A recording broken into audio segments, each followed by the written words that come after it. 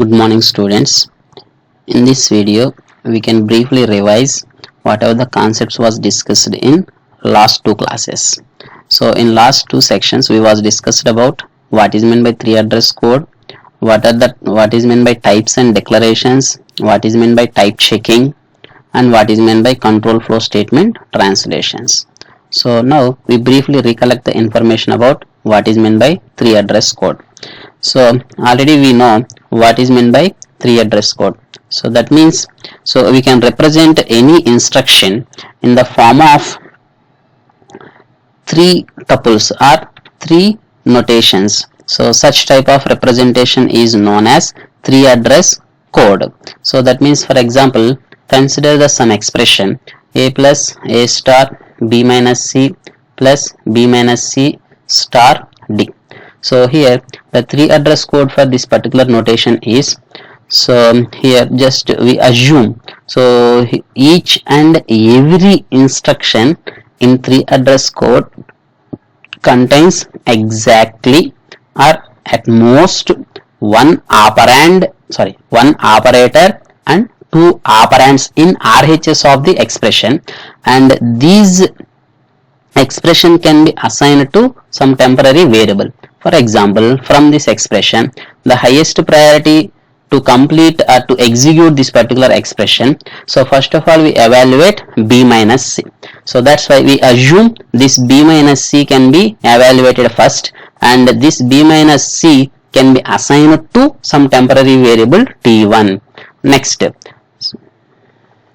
now we complete here highest priority for after completion of the b minus c. So first highest priority is b minus c. Why? Because which was represented within parenthesis. That's why first we evaluate b minus c, and then we calculate either a multiplies with b minus c or b minus c multiplies with d. So here after completion of the b minus c, again both are having the same precedence. So in this situation, why? Because both are multiplications. So in this situation we can perform the associativity. So here multiplication contains, or arithmetic operators contains left associativity. So that's why first we evaluate this part of the instruction. So that's why already we was completed b minus c. So now we can perform the multiplication of b minus c, multiplication of a with b minus c. So already we assume, or already we store b minus c instruction value or this particular instruction value in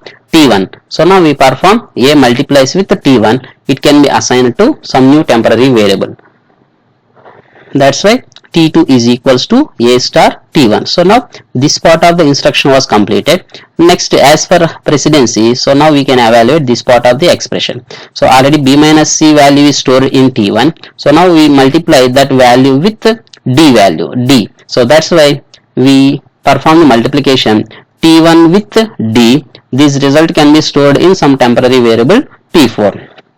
So now we can perform the addition between this one and this one. So here again two additions. Out of these two we can perform the left associativity. So that's why a plus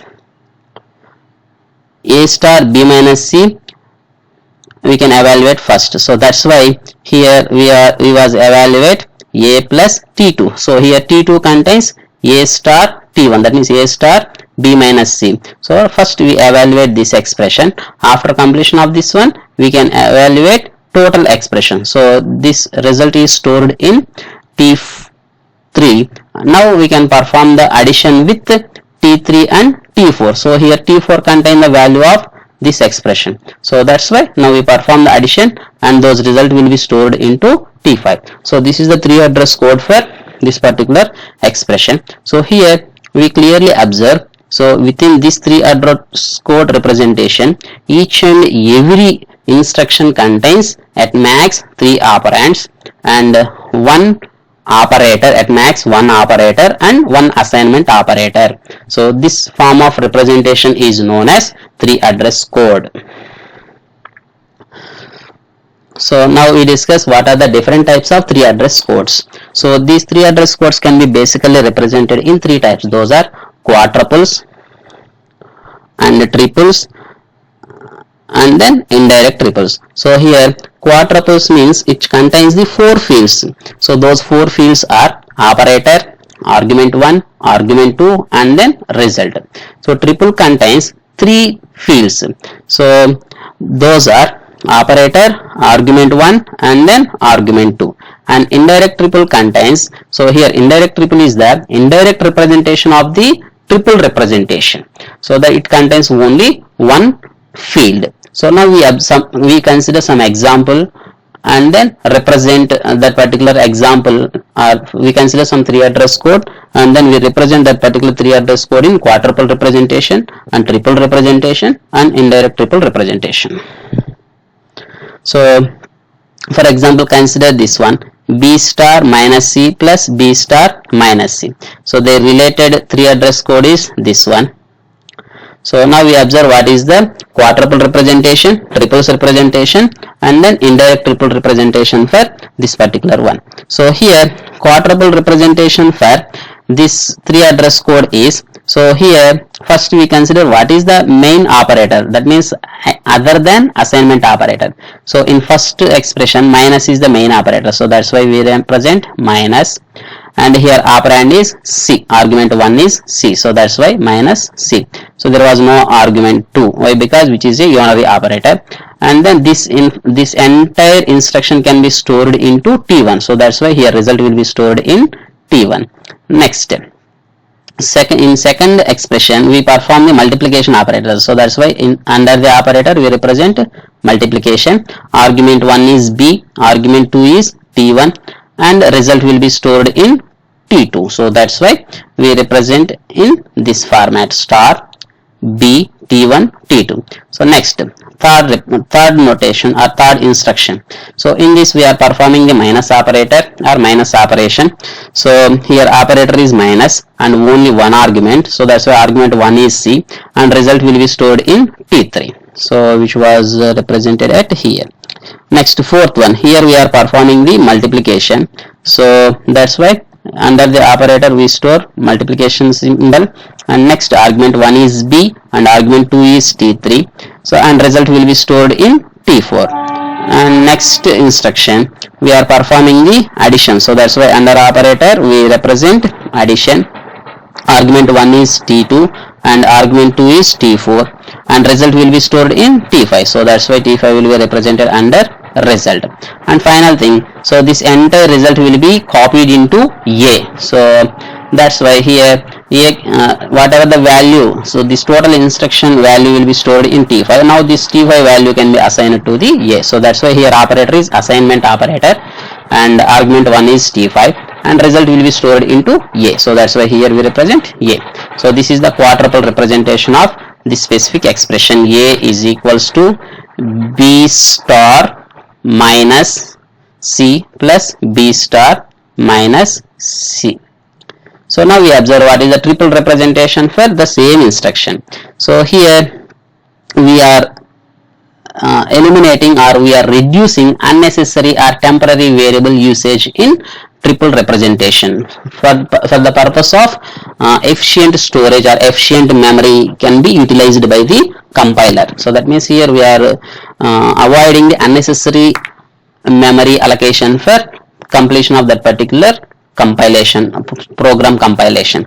So that's why here we are not using this result variable. So here in first instruction we are performing the minus operator, so that's why operator contains minus and argument 1 is C, argument 2 is nothing. So this entire instruction or this entire instruction result will be stored into some symbol table reference 0. Next, so in second instruction we are performing the multiplication, so that's why here multiplication, argument 1 is B and argument 2 is actually minus C, so this minus C is already stored in symbol table entry 0, so that's why we are using that reference. In the place of T1 we can use this particular reference. Next, third line is the performing the minus operator, that's why operator is minus and argument 1 is C. So this entire information can be stored in symbol table entry with reference 2. So now we perform the multiplication with T3, so that means so the T3 value is already stored in symbol table entry 2, so that's why argument 1 is B and argument 2 is 2. Here we perform the multiplication operation. And next one is the addition operation among T2 and T4. So here T2 is stored in first reference and T4 is stored in fourth reference. So fourth reference, that's why we perform addition between, T4 is stored in third reference, symbol table within third reference. So that's why we perform the addition between, so T2 and T4. So here T2 is stored in first reference and T4 is stored in third reference. That's why argument 1 is symbol table 1 entry and argument 2 is symbol table 3 entry. So now we perform the addition and result will be stored into fourth reference, symbol table entry 4. So now we assign this total expression value into A. So that's why, so this total expression value is stored in currently in symbol table entry 4. So now this 4 can be assigned to the A. So that's why argument 1 is A and argument 2 is fourth reference. So now this fifth reference or fifth symbol table entry 5 can store the total value of this particular expression. So these are the details about triple representation. And final thing is the indirect triples. So here indirect triple means nothing but simply the indirect reference of the triple representation. That means whatever the entries of triple references, those entire information can be stored into one more memory location or indirect memory location. So that is nothing but indirect triples. For example, here 0th entry, symbol table 0th entry stored in 35th memory location, and first is 36 and second one is 37 and third one is 38 and fourth one is 39 and fifth one is 40. So these memory locations representation is nothing but indirect triple representation. These memory locations are represents triples information can be stored in symbol table which entry, 0th entry, first entry, second entry, third entry and fourth entry and fifth entry. So this type of representation is nothing but indirect triple. So these are the different types of 3 address code representations. So now we discuss what is meant by types and declarations. So in this session we already we discussed what is meant by type and what is meant by declaration. So here types was especially used for to performing the type checking in compilation process and then translation of that particular expression. So here type checking means nothing but whenever we are performing the any instruction or any arithmetic operation, so at the time it can performing the type checking. So that means while we are going to calculating the any expression, so at the time it can check what is the argument 1 of that particular expression or that particular operator and whatever the argument 2. So both are compatible with that particular operator or not. In case compatible, then it can allows the as it is transmission or as it is translation. In case any one is incompatible, then it can perform in the type conversion. So for that purpose we are performing the type checking. And type translation means which is the process of compiler can determines how much amount of storage or which type of storage can be required to complete that particular instruction at the time of execution or at runtime. For that purpose we are using the translation applications. For example, we are using any array variables at the time of execution. It can check how many variables are declared within that particular array and what is the type of that particular array, that means data type of that particular array. So based on such information, here compiler can reserve some amount of memory to store that particular variable information. So for in such type of applications we are using the translations. And next one is the type expressions.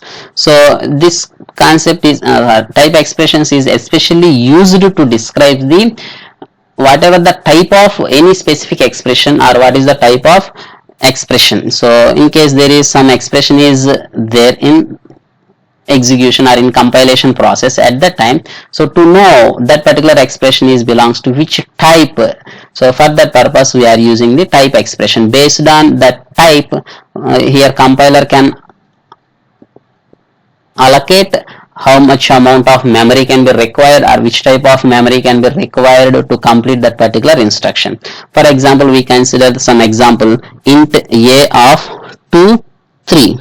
So here compiler can decides to store two integer arrays.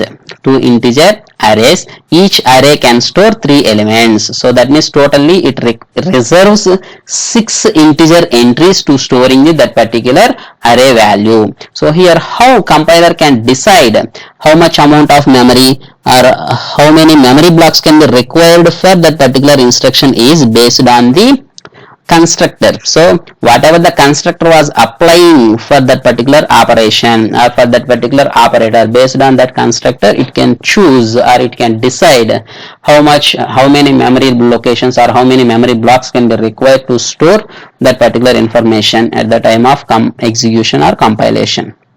And next one is the type equivalence. So here we simply check any two expressions are same type or not. In case same type, we can return some specific value, otherwise we can return some error. So these are the some details about type equivalence. So already we discussed what is meant by type checking. So here we need some more information, or we discuss some more information about or some more details about the type checking. So here type checking especially can perform by the type checker. So that means this type checker is responsible for checking the whatever the variable values to complete that particular execution or to complete that particular instruction, and then so those variable values are represented or allocated within the range or not. So in case such range is not enough, at that time here type checking can indicates the type conversion. That means it can performing the type conversion. So in case such memory is enough, then it can allows that particular instruction execution. So in case that particular memory is not enough, then it can translate into another type and then complete the execution of compilation of that particular instruction. So one more example is whenever we are shows or whenever we are observing the index of the arrays, at that time also we are checking type checking. We can compiler can perform the type checking. And here type checkings are basically two categories or two types. Those are static type checking and then dynamic type checking. So here static type checking means nothing but that particular type checking can be performed at the time of compilation, and the dynamic type checking means so type checking can be performed at the time of runtime. So for example, Pascal languages and C languages are used static type checking, and some modern programming languages like Python, those are using dynamic type checking. So these are the concepts discussed in last 2 or 3 classes. From next class, in next video we can discuss about continuation of this particular concept like unification and then control flow and flow statements. These concepts can be discussed in next class. So thank you.